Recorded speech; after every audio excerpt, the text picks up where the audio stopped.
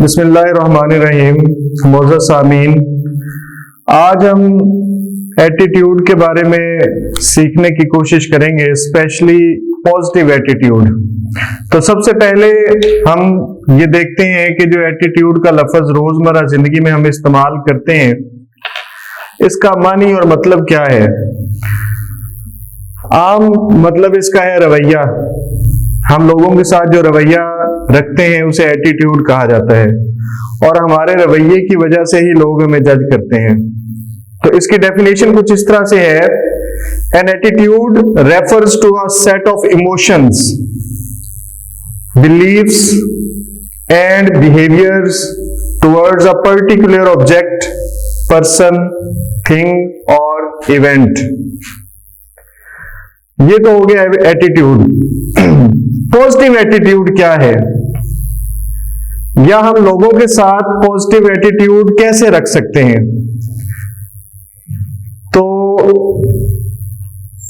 अगर हम अंदर से खुश हैं, अंदर से खुशी है हमें, तो हम लोगों के साथ पॉजिटिव एटीट्यूड रख सकते हैं।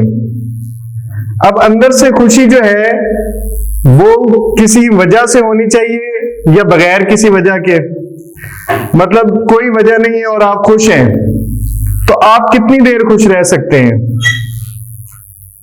कितनी देर खुश रह सकते हैं। ये खुशी ज्यादा देर चलने वाली नहीं है। लेकिन अगर हम अंदर से किसी वजह से खुश हैं, कोई रीजन है उसके पीछे, हमारी खुशी के पीछे कोई रीजन है, तो इसका मतलब है कि हम ज्यादा देर पॉजिटिव एटीट्यूड रख सकते हैं। तो मुस्बत रवैया रखने के लिए हमारा अंदर से खुश होना, और खुश होना वो भी किसी वजह से, किसी रीजन की वजह से जरूरी है। मतलब अगर हम स्टूडेंट हैं और हम पढ़ नहीं रहे और हम खुश हैं,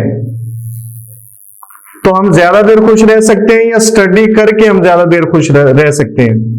तो जाहिर सी बात है, स्टूडेंट होने के नाते पढ़ना हमारा काम है। तो जब हम दिल जमी के साथ पढ़ाई करेंगे तो हम ज्यादा देर तक खुश रह सकते हैं। इसी तरह से हम फिजिकली फिट, अपने आप को समझते हैं कि हम फिजिकली फिट हैं, लेकिन उस फिटनेस के लिए हम कोई काम नहीं कर रहे और हम खुश हैं, तो ये खुशी ज्यादा देर पा रहेगी। या अगर हम प्रॉपर एक्सरसाइज करते हैं, कोई वर्कआउट करते हैं, या जिम जाते हैं, या किसी भी तरह का कोई काम करते हैं और उसके बाद हमें खुशी हासिल होती है, वो खुशी देर पा होगी। तो जाहिर सी बात है, अगर हम प्रॉपर वर्कआउट करेंगे, एक्सरसाइज करेंगे, तो उसके बाद जो खुशी हमें मिलने वाली है वो ज्यादा देर पा है, उसको हम अपने अंदर ज्यादा देर तक रख सकते हैं। अब यहां पे कुछ लोग ये भी बात करते हैं कि हम लोग सुबह किसी काम के लिए निकलते हैं, जी ये काम बड़ा जरूरी है, लेकिन हमें उस काम के पीछे कोई वजह नहीं पता, तो हम ज्यादा देर तक कैसे उस काम से खुश रह सकते हैं। तो इसमें मेरा ख्याल है कि ज्यादा दूर तक जाने की जरूरत ही नहीं है। अगर आप समझते हैं कि वो काम आपके लिए जरूरी है, तो यही रीजन काफी है। मतलब अगर हमें भूख लगती है, तो भूख लगने पर हम खाना खाएंगे, या ये सोचेंगे कि भूख लगी तो लगी कैसे। जाहिर बात है, भूख लगने पे हम खाना खाने की तरफ जाएंगे। आप किसी तालिब इल्म से ये सवाल करेंगे क्यों पढ़ रहे हो, तो वो क्या कहेगा, इसलिए पढ़ रहा हूं कि नंबर आए। नंबर क्यों चाहिए? ताकि किसी अच्छे कॉलेज में, किसी अच्छी यूनिवर्सिटी में एडमिशन हो जाए। कॉलेज या यूनिवर्सिटी में एडमिशन हो गया तो फिर क्या करोगे? तो वो ये कहता है कि जब कॉलेज या यूनिवर्सिटी में एडमिशन हो जाएगा तो उसके बाद मैं स्टडी करने के बाद किसी जॉब पर लग जाऊंगा। जॉब क्यों जरूरी है? जॉब पैसे कमाने के लिए जरूरी है। पैसा किस लिए चाहिए? जरूरतें पूरी करने के लिए चाहिए। जरूरतें क्यों पूरी करता है इंसान? जरूरतें जब हम जी रहे हैं तो फिर हमारी जरूरतें भी हैं। मतलब अगर हम जी रहे हैं तो क्या हमारे पास कोई दूसरा ऑप्शन मौजूद है?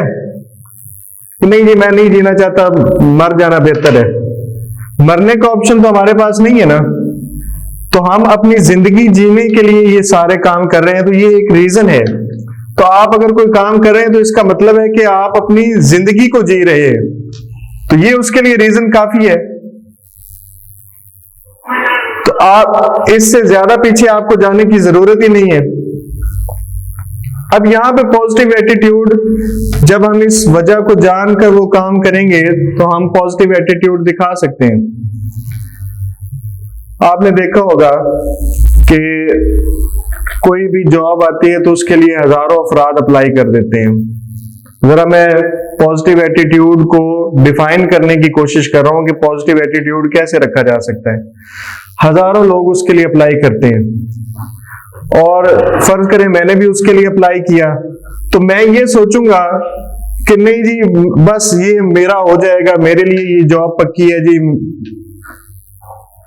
मेरे वालिदैन ये कहेंगे बेटा तुम्हारा जरूर काम ही हो जाएगा, अल्लाह तुम्हारे साथ है। तो जो हजारों लोग और एप्लीकेंट्स हैं, क्या उनके साथ उनका अल्लाह नहीं है?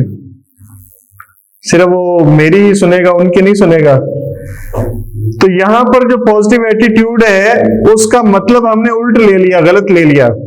हमें कहते हैं कि भाई मुस्बत सोचो, ये तुम ही हो, तुम पास कर सकते हो। अब जरा हम आते हैं, फर्ज करें कि एक जॉब के लिए 10,000 लोगों ने अप्लाई किया, उसमें से 80% ऐसे लोग हैं जिन्होंने सिर्फ चस्के के लिए अप्लाई किया, कोई तैयारी शियारी नहीं की, लेकिन उनको ये लग रहा है कि वही पास करेंगे, वही सिलेक्ट होंगे, यही सारा कुछ कर सकते हैं। 20% लोग ऐसे होंगे, मतलब उनमें से 8,000 बंदा तो गया टेस्ट देने के लिए, वो एलिजिबल थे, लेकिन उन्होंने उसके लिए कोई एक्शंस नहीं किए, कोई तैयारी नहीं की प्रॉपर। 20% लोग ऐसे थे जिन्होंने उसके लिए प्रॉपर तैयारी की हुई है और उनके अंदर ये एबिलिटी भी है कि वो उस टेस्ट को पास कर सकते हैं, ठीक है। लेकिन जब हमने एक ही बात अपने ज़हन में बार बार बिठा ली कि नहीं मैंने ही पास होना है, ये बात हमारे वालिदैन ने भी, यार तू जरूर पास होगा, दोस्त भी कहते हैं यार तू जा तो सही, तू कामयाब हो जाएगा। तो एक ही बात जब हमारे दिमाग में बार बार आती है कि नहीं जी मैं ही पास हो जाऊंगा, अब तैयारी और एबिलिटी उसके लिए नहीं है, लेकिन क्या है कि एक वो जी नहीं मुस्बत सोचना चाहिए, ये सोचना भी ना कि तू फेल हो जाएगा। अब तैयारी किए बगैर पास कैसे हो सकता है इंसान? अब देखें कि हमने अपनी एक जाती ख्वाहिश बना ली, उसको ज़हन में बिठा लिया कि मैंने ही पास होना है, मैंने ही सिलेक्ट होना है। तो जब उसका रिजल्ट हमारी तवक्कुआत के बरक्स आता है तो फिर उस वक्त क्या होता है, इंसान डिप्रेशन में चला जाता है। ये पॉजिटिव एटीट्यूड नहीं है, इसको फूलिश एटीट्यूड कहा जाता है।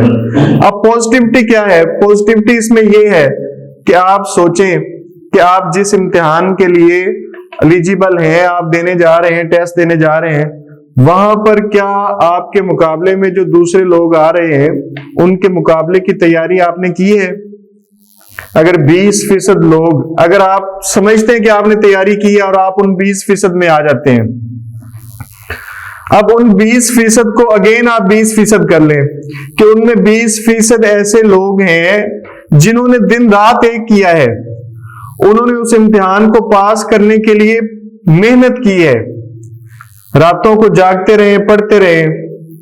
क्या आप उनके मुकाबले में आते हैं या नहीं आते? तो अगर आप उनके मुकाबले में आते हैं तो आपके जिम्मे जो काम था, आपकी जो मेहनत थी वो तो आपने कर दी, लेकिन यहां पर अब 50% चांसेस हैं, उन 20% में से भी 10% लोग ऐसे होंगे जो कामयाब हो जाएंगे। तो अगर आपने वो 50% की स्पेस अपने ज़हन में रखी हुई है कि 50% तो मेरे इख्तियार में था मेहनत करना, वो मैंने कर ली है, उस मेहनत के बलबूते पर मैं ये टेस्ट क्लियर कर लूंगा, लेकिन 50% चांसेस हैं सिलेक्शन होने के, क्योंकि बाकी 10% जो लोग हैं वो भी तो जाहिर बात है मेहनत करके आए ना, वो भी तो कुछ सोच के आए हैं। तो अगर इतनी स्पेस हम अपने दिमाग में पैदा कर लेते हैं तो इसका मतलब है कि हमारा एटीट्यूड पॉजिटिव है।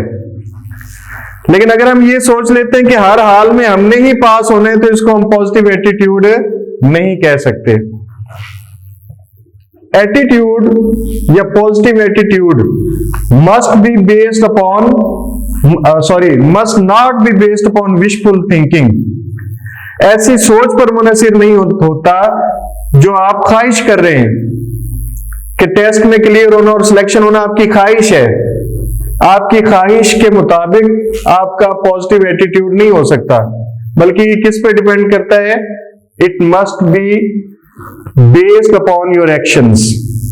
तो positive attitude must be based upon your actions. यहां पर एक मोबाइल फोन पड़ा है, मेरे इख्तियार में क्या है, मैं इसको जाता हूं और आराम से उठा के वापस आ जाता हूं। लेकिन मेरे सामने 100 लोग बैठे हैं और मैं उन 100 लोगों से कहता हूं कि आपने यहां पर आकर ये मोबाइल उठाना है, और जिस बंदे ने इस मोबाइल को 10 मिनट तक अपने पास रखा उसे 1 लाख रुपया इनाम मिलेगा। तो अब सोचें, जब मैं अकेला इसको उठा रहा था तो मेरे लिए कुछ मुश्किल नहीं है, लेकिन जब 100 लोग इसमें इन्वॉल्व हो गए तो आप देखें वो 100 लोग एक दूसरे के साथ कंपटीशन में हैं। हर बंदा ये कोशिश करेगा कि ये मैं उठा लूं पहले, उसके लिए चाहे वो किसी को धक्का दे, किसी के ऊपर से गुजर कर जाए, और फिर उठाने के बाद जो उठा लेगा वो 10 मिनट तक इसको अपने पास रखने की कोशिश करेगा। तो अब ये कंपटीशन बन गया है, अब ये उतना आसान और सादा नहीं रहा। तो हमें किसी भी जिंदगी के किसी भी इम्तिहान में, चाहे वो हम एंट्री टेस्ट देते हैं, किसी जॉब के लिए जाते हैं, या जिंदगी का कोई और इम्तिहान है, उसके लिए हमें पॉजिटिव एटीट्यूड हम उसी वक्त रख सकते हैं जब हमारी ख्वाहिश के मुताबिक कुछ ना हो, हम अपनी ख्वाहिश के मुताबिक ना सोच रहे हो, बल्कि हम अपने एक्शन से वो चीज करके दिखा रहे होंगे, तो फिर हम पॉजिटिव एटीट्यूड रख सकते हैं, वगरना हम पॉजिटिव एटीट्यूड नहीं रख सकते। Thank you.